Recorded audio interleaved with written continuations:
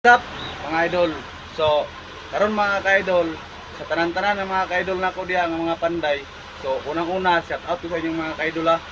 So, karon mga ka-idol, maayong buntag sa inyong tanan mga ka-idol. So, for today's video mga ka-idol, nalang ko ipakita sa inyong mga ka-idol.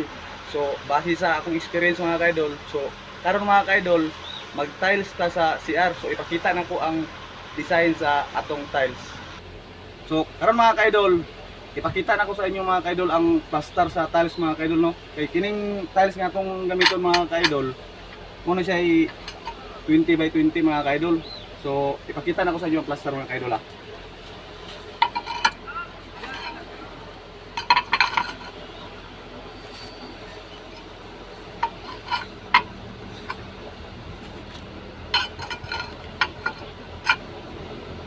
So, inga na ang plaster mga kaidol.